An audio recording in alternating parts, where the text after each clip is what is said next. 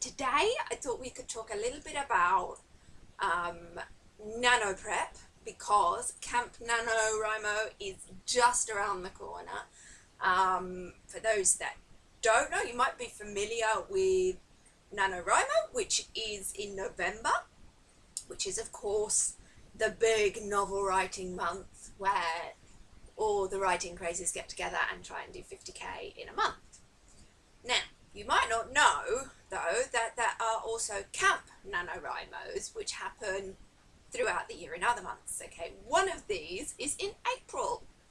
I'm going to be taking part this year in April's camp. And with the camps, it's a bit more flexible. Like where you have the November challenge, which is to reach a 50k of a novel and get your first draft done there. With the camp, you can actually sort of change your goal with it, and it could be to write 10k, it could be to write a certain number of pages. In my case, it's going to be to finish writing the Cosmos series. Now, the Cosmos series is one that I'm writing. They are short stories. It's a serial fiction, so they're short stories, so it's installments coming in. And unfortunately, I've dropped a little bit behind because my original goal for it was I was doing a story a week challenge, and January was brilliant, knocked it on the head, and then February happened, and between me being ill, both my kids being ill, obviously not always at the same time, you have one and then you get the other one, and then there's other stuff going on, and writing just didn't happen in February, so I dropped behind. So my goal for camp is to catch up, and basically I want to finish writing the series. I'm currently on book 6, which means I have 6 more to write, which is gonna be hard. It is gonna be hard, but it would put me back up as well, nearer to where I should be with a story a week challenge. So that's my goal anyway for camp this year, is to finish the Cosmos series, which means writing 6 books, which I already have my outline, obviously, for the series and things. I know my main character quite well. I also have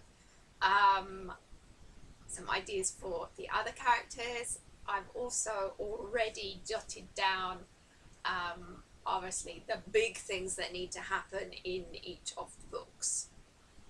Okay, so I do have quite a good plot outline and story arc and everything already done. What I'm doing now in the pre-camp phase is I'm doing the last bits of research and things, because obviously it's a historical fiction because he travels through time. So I therefore have to do my research to make sure that each of the locations and obviously the period in which he goes to them, I can put in little details and things to make it seem more real and give that nice element to it. So at the moment, my prep for camp is doing research, basically, seeing as everything else is pretty much done. Now, my research, like I said, is going to be looking into location. It's going to be looking into the period that I want to be in said location. It's also little things like, for example, the naming of the characters. So although I have already an outline of, for example, the characters that he will meet and the sort of character they will be, I haven't got names for them yet, for the most part, because obviously I also need to research and make sure that I select a name which is fitting with that time period and place, obviously. So that's going to be going on as well. Here, obviously, my best friend this week is Google and also Pinterest, because I really like Pinterest for the fact of the visual element to it. So particularly for doing research into location, but also like the kind of clothes, how they dressed and things. Pinterest is actually really good for that. Also for finding random pictures for character inspiration. It's definitely worth checking out. So yeah, that's my prep so far for that. Now, something else that I wanted to talk to you about, I wasn't sure if this is a separate video or not, but I'm a bit short on time at the moment because I've got a million things going on, so I'm going to do it in this video. Anyway, is looking at writer's block, because obviously if you've got a challenge coming up and you're going to be trying to do big things with this challenge or whatever, you want to make sure you don't get writer's block. Now, something that happened through being ill in February and things, it's meant that March, my motivation level for writing and thing, it went into a little rut. And basically the things that I've been doing to pull me out of this rut, and it's working, is, okay, first thing, you need to sit down and write. That's the first way to get through writer's block. Even if you don't write much, even if you're not even writing the story as such, you could even just be, you know, jotting down notes and things and brainstorming and things like that. But it gets those creative juices kind of flowing again. And from past experience of doing challenges like NaNoWriMo, the best way to go through writer's block is to write. I actually ended up, some of my worst days where I sat for most of the morning looking at a blank screen, actually turned out to be some of my better writing days, where I got down like over 6K in, you know, 2 hours at the end, which for me, that's pretty good going. So they turned out to be really good. They, you know, those jetpack days that really make your word count leap up. So that really helps. You just have to go through it until you see the light at the end of the tunnel. Another thing that I like doing is writing sprints. Even if it's just like a quick 10 minutes. So if you're one of these people like me who is constantly busy doing like a million things and you don't have much free time to sit down and write, one of the good ways to up your word count and stay on track is by doing word sprints. Because whilst it might not be easy to, you know, set aside a whole day for writing or even half a day for writing, you can usually fit in, you know, an odd 10 minutes here and there. Now, in an odd 10 minutes here and there, you can actually reach a good word count for your daily goal. Now, if you're doing the 50k thing, your daily target would be 1,667 words. Now that, you know, it could seem like a lot at the beginning, but if you break that down into like little 10-minute things, so you're doing like 500 words here, 300 words there, and if you can fit in a couple of them throughout the day, then it nicely boosts it up. Even if you're not hitting, you know, that actual daily goal, you'll be getting pretty close to it, and so you won't slip too far behind. So definitely word sprints. If you want to get involved with the community and things and sort of work together with other writers while you're working on your project, then Twitter is fantastic for things like that. There's lots of different hashtags that you can use. If you are doing the challenge, then use the hashtag for it.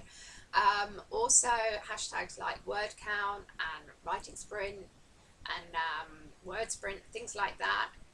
There's lots of people using them and they're doing the same thing. I know a lot of other writers like myself, if we're going to do a word sprint, then we will often post to Twitter a few minutes before we do it, you know, saying on the hour I'll be doing a 10-minute word sprint if anyone wants to join me, and things like that. So you hop on and then you can sort of, you know, compare how you did, or maybe help each other out if you had like a really bad one or whatever. So they're definitely worth checking out. Now, while we're talking about Twitter and hashtags as well, another great thing for getting your motivation up and feeling inspired again is to take part in Twitter chats. There's lots of Twitter chats for writers.